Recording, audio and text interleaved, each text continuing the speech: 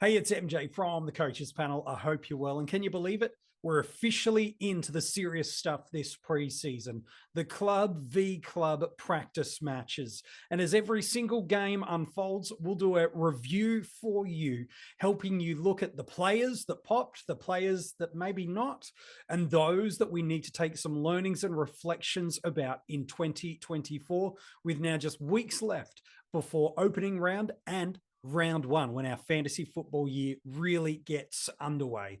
Let's talk about the Collingwood Football Club. And there's a number of guys that's worthwhile having a conversation about, and players that are relevant. First up, gosh, we got to talk about Nick Daicos, don't we? Here's the thing. Nothing has changed. The only thing that has changed, if you want to use that word loosely, is that you have now seen him play. So for those that are fading Nick Daicos, and we spoke about this when we placed him at number one in the 50 most relevant, the narrative and the reasons for why.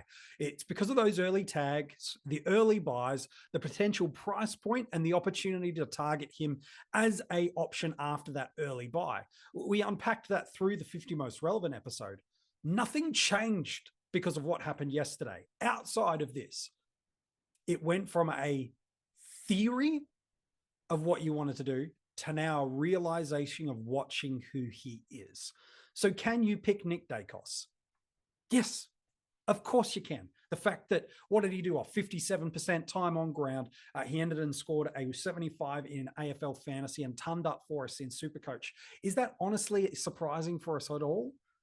No, we know from a points per minutes perspective over the past 2 years, he's been an absolute animal. He's moving into this midfield ball. We know when he's given space to roam, he will score. So nothing has changed outside of you're now going from theory to watching and seeing and getting a moment of what it could be like between round 1, 2, 3, 4, and then even potentially round 6 without Nick Daicos. So can you start him? The answer is yes. Of course you can, but it's probably not going to be because you're going, I think there's quote unquote value or upside as the primary driver. I think the primary driver is, I just don't want to start the year without him. I just want the best defender for as long as I can. And that's absolutely fine and a viable play. And then, yes, you can argue a little bit of upside, but if you're starting him, I think it's at D1. I don't really like him in any other position, but I understand the narrative behind it. But nothing's changed. So if you're taking Nick Daicos on, nothing changed except this. You went from theory to seeing and feeling what it could be like. And if you didn't like that feeling, get him. Absolutely fine to do it. Fantasy footy is to be enjoyed. And if you're not enjoying watching fantasy and playing fantasy footy without him, pick him. But if you're anti-starting him for the reasons of value, for upside, for tags, for fixtures, for early buys, none of that's changed. You've just got a little bit of a line in sight to see what's actually unpacked for you there. Look, some other Collingwood players that are of interest, look, don't be surprised. We saw Hoskin Elliott, Lipinski, Quaynard, Maynard all score well, because these are really open, uncontested style games. So lots of uncontested marks, lots of uncontested possessions. And you look through some of those mark tallies like Hoskin Elliott 12, Maynard 10, Lipinski 8. These are not normative for them. So while we want to take and learn and observe things from these games, we also got to recognize that this is where the preseason traps do start to come. If these were players that were never on your radar during the preseason, which understandably so they shouldn't have been, nothing's changed so drastically so that you need to pivot towards them. Some other players that we do have to talk about from Collingwood, though, is Finlay McCrae. Really limited time on ground for him. I think it was 35, 36% time on ground. And from a scoring perspective, a 28 in AFL Fantasy, a 29 in SuperCoach. I hate to say it, but I think the dream is over. He did not get the centre bounce opportunities. And this was a team that was running without Scott Pendlebury as well. So if ever we were going to see with confidence that McCrae was in best 22 calculations, let alone safe from any kind of vesting elements, we needed to see in this match a stronger component of centre bounce opportunities. And we really didn't see that. There was no reason not for the Collingwood coaching staff to give McCrae these opportunities, given it's their only real hit out now ahead of opening round. So because he didn't get that, I'm very much of the opinion that you need to fade Finlay McCrae. Now, some injuries could come, and that might mean, yes, that changes that perspective, but the lack of midfield opportunity, I don't think he really impacted the game too much anyway. I know he had 10 possessions off that 30-odd, 35% time on ground, so reasonable, but I didn't feel like there was any impact. It didn't offer much presence, clearly not in the mix now. So to me, that forces a little bit of a forward-lying challenge for us, because he was, for a lot of people, he was on ground or their emergency F7. So that's a good, helpful learning for us. That might force some elements of restructuring about what we do in other positions and lines, given that it did appear for a minute there that forward rookies, we felt like there was a good, strong scoring component.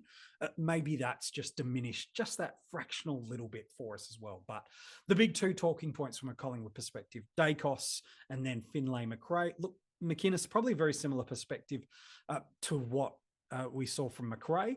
In fact, even in the first interview before the ball bounced, Craig McRae said, look, yeah, McInnes is going to get his chance at some point, but he's not the McStay replacement. And he listed a number of other guys, including an Ash Johnson, who kind of got first bite at the cherry in this match to fill this. And he was very, very much opposition dependent about where they can exploit them. So I think also Reef McInnes, I know a few people have considered him as a viable structural option, but for me, I think both these Collingwood cash cows and rookies, not really someone we can kind of go in with confidence. If you're big on Jordan De Goey, you saw everything you would have wanted out of Jordan De Goey. I don't see a lot of people across the community going him outside of drafts, but I understand it. And I think Charlie Dean might be just the one to keep an eye on. Rookie priced guy. I know we were looking at him last year. 12 possessions, 8 marks, scored 60 odd in AFL Fantasy, 47 in SuperCoach. I think with the absence of Nathan Murphy, someone's got to take that defensive role. Frampton got that opportunity in the grand final. Will it be Charlie Dean? This, again, maybe not a huge scoring prospect for us, but something that is interesting and of note. And then lastly, I'd probably, if I was in a draft format, I'd be upping my stocks just that little bit more on an Oleg Markov. They did seem to like his run and carry, and they were playing through him a lot. And that makes a lot of sense, given that he's the closest parallel, and I use that term very loosely, closest parallel to a Nick Dacos in the sense of speed, run and gun, lots of meters gained per possession style player. They were playing through Markov a fair bit. So I wouldn't mind taking a late flying hit on Oleg Markov in a draft. I think he might be the one that pops a little bit more value based on where you're going to get him at your ADP. So that's just there. It's not a huge play. It's not a huge bump, but I think there's something there for us to consider. I felt like we learned a lot more about Richmond and their fantasy football prospects for us. Thompson Dow was certainly one of the really big learnings and talking points. 20 possessions, just skinny of the ton in SuperCoach, mid-50s score in AFL Fantasy, and pretty solid time on ground too, 82%. Plenty of midfield opportunity, heavy presence at centre bounce. Does win the contested footy really, really well. Lacks a little bit of polish, and probably a little bit of a tank as well. Those are probably the two things that I think we'd all still love to see in the development from Thompson Dow. I think in SuperCoach, given his price point, if you're wanting as many of those kind of sub 300 guys on field, he's absolutely a consideration. If you're losing interest in that middle range of players, sort of that 400-ish thousand range where you've had previously a Guthrie, but you've got your Wines, you've got your Crouch, you've got your Martins, you've got your Amons. If you don't really want any bite of that cherry, potentially an option for you is a Thompson Dow, who's a little bit more expensive than a cash cow, but certainly got some runs on the board this preseason and heard some good things. I don't hate it in AFL Fantasy or Dream Team either, but certainly in SuperCoach, just on the scoring split in this game, let alone the opportunity, I think he's one of the really big winners from this. The other big winner for us is what we could get at R3 in Dream Team and in SuperCoach, and that's Sam Naismith. Again, solid outing and performance from him, the number one ruck option, which is really important to see. And the reason he's got that is there is some concerns around around the health of Toby Nankervis and whether or not he'll be right for round 1. So this is really, really helpful for us for a couple of reasons. One, they're going to certainly be cautious and conscious of easing him into the start of the season. So that's really positive for us.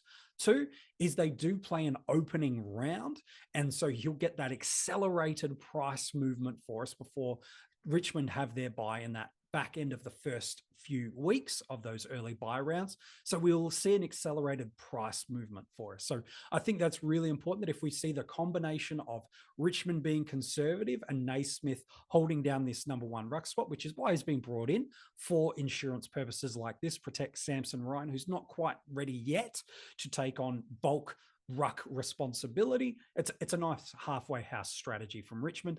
I think in SuperCoach now, unless you're wanting to open up the DPP link between your ruck and your forward line, I think Naismith makes a lot of sense in SuperCoach and in Dream Team now to be able to start him. I don't like his price point in AFL Fantasy. I think it's politely a mistake the way they've chosen to price him, but I understand why they've chosen to do that and the theory and thought process behind it. I personally don't like it, but that's okay. It just rules him out of selection and is a bench ruck option. Could you consider him in your R1 or R2? Look, you can, but I really do feel like it's still the story of 5 rucks about how you're going to structure up in AFL Fantasy's rucks. So for me, Naismith's probably someone I'd fade interest in that format, but in Dream Team and SuperCoach, I think it's really highly elevated. You'll get that look and see in opening round. You'll get to know what that break-even movement will be. And then if he's there in round 1, because they'll play the first match of round 1, you'll be able to, with confidence, select him, knowing that that movement is going to really be pretty close to guaranteed already. Someone we included in the 50 most relevant is Jaden Short. He led this game for meters gained, 27 possessions, took kickouts, shared them with a couple of other Tigers, by the way, but really did look good. They love to play through him and get the ball into his hand. Like even his kick to handball ratio is really impressive. Heavy kick possession player. Still some marks in there. Good time on ground, 92 in AFL Fantasy and a 120 in SuperCoach. Again, the scoring is nice to know, but it's all about role and game style and play. And while we do know historically halfbacks pop in these style of uncontested open games, what was really important to me is the way that Richmond looked for him at every opportunity to be their key distribution off halfback. So I really quite liked him. And I think that if you were bullish on Jaden before last night, you saw everything you wanted out of this game. If you weren't really loving the defensive premiums and you're unsure where to go, were you at Team Dacos, Team Stewart, Sinclair's injuries in the preseason has called you. If you're not sure where to go and you want something unique, Short's absolutely right in the mix. He without any doubt or lack of consideration, could be and will be pushing for the top 6 defensive spot across the formats in my eyes. And so, yeah, if you want to create some separation in your team, you think you can navigate that early buy block where Richmond have one of those early buy rounds as well. Absolutely no problem for me to tick off that maneuvering as well. I think that's really interesting. Bolton, I thought was really nice in this game. Again, if you're looking for an anchor at F1, he's an option for you. Dusty did Dusty things. I don't think he'd take too much out of this match. And I think if you're also really, really big and bullish on Tim Taranto, again, much like Short, everything you expected to see from him was there. High points per minute style of player, wins plenty of football, like 26 possessions, not a heap of marks, but that's never really been his game. The tackles were there, and in a game that was relatively bruise-free from a tackle perspective, I think you could be quite optimistic and encouraged by how that kind of worked for you. So to me, there's a couple of really nice options and avenues for you to be able to consider about what really was happening from a Taranto's perspective. So I don't think his scoring is going to drastically fall away for us. I still think he's got the potential to push that 110 barrier comfortably in AF and a 105 to 110 guy in SuperCoach. His possession was a little bit cleaner last night at times to what I've seen from him, but still a very, very good pick. And if you, again, you're looking for a unique, Taranto did everything you would have hoped for. Hey, and probably lastly, you got to talk about Josh Gibcus. It would be a crime if we didn't mention him. I thought he looked really, really strong in this matchup, and absolutely across the formats. I'm really comfortable to take him as a defensive option on the bench. And there's a number of reasons for it. The scoring's not great. And he's a key position defender, so it's never going to be great. But the thing that's good about Gibcus, I think, is twofold for us that it's really important not to discount. Number one, he's got job security. So that's something in an area of the field on our benches where we just need a slow burn, much like Paddy McCartan from a few years ago at Sydney and Sam De Koning at Geelong back in, I think it's 2022, where it was like, you know what, we don't really need them on field, and a 60 feels like their ceiling. But I'm going to take it because it's just going to clip money over every single week. And if we can pop an 80 at the right spot, it'll just keep that cash generation moving. And hopefully it's never something we have to put on field. So I think the job security is really important, given that there's not always that assurity for us with our cash cows. No point in them having the best scoring capacity and the best scoring opportunity in the world if they're not even in the AFL side. Gibcus has that. Second thing, I really should have said three, but second thing is he's a mature body. He's not just a first-year key position tall that's going to get pushed around a bit. He did some really nice stuff in the intercepting space, read the play really well, and did kind of structure Richmond up a little bit more nicely. And the third is this. He's playing an opening round, much like his Tiger teammates. And what do we know about that? It has the accelerated price movements in AFL fantasy, where it's basically a double movement at the end of round one. Whereas for SuperCoach, he's that price cycle ahead of everybody else. And because Richmond are right at the back end of those buys, you're going to maximize the opportunities for cash generation, meaning he'll have an extra price movement, hopefully an upwards one, ahead of some others that are in that cash cow range because he's played opening round. So for me, just that accelerated price movement, the mature body, and the fact that he's got job security means for me that Gibcus feels like across the formats for me, someone that you can safely put at a D7 or a D8 and play. So some really good learnings out of this game. So Dow, I think in SuperCoach especially, has really elevated his prospects. I think Naismith, for as long as Nankervis is out in SuperCoach in Dream Team, really easy R3 selection, unless a Toby Conway really surges out through his preseason match. I think we're going to see Naismith in those two formats really popular. Unfortunately, I just don't think you can pick him in AFL fantasy. Bolton, if you're bullish before, you stay bullish again. And same with Jaden Short and Tim Taranto. If you're bullish before, you stay it again. Well, from the Magpies' perspective, to recap, I think it's over with Finn McCrae for us. We do need to now look for another option. He didn't get the opportunity of time and role and the volume of that, where there was still the gap of no Scott Pendlebury. So I think that might be over for us. And Nick Dacos, if you were on him before, this was why you were on him. And if you're off him, the only variable that's changed is it has moved from theory to something that you have now seen. So if you want to pick him because you didn't like that feeling, that's fine. Just state it and own it and embrace it. It's okay to say, I didn't enjoy not owning him in it. It was only preseason. I can only imagine what it'll be like. It's not a money play. It's a comfort play. And that's okay to say that. But what did you take out of this matchup from Collingwood and Richmond? It was a really learning and helpful match for us. Do you agree with some of the takeaways? You can get in touch with us across social media and join the conversation about these players. If you're enjoying these match reviews and you're watching them on YouTube, make sure you give this video a like. And if you haven't already, subscribe to the channel. We're doing this on the audio podcast as well for every single match review to give you some of my immediate first thought reflections. And then we'll gather the panel together at the end of these practice games, the community series, and do a big wrap-up review in depth. Thank you so much for tuning in to the Coaches Panel. If you haven't got in touch with us across social media, do so. Become part of our Patreon supporter group with the details in the description of this episode. And we'll be back again tomorrow with another match review from these community series matches.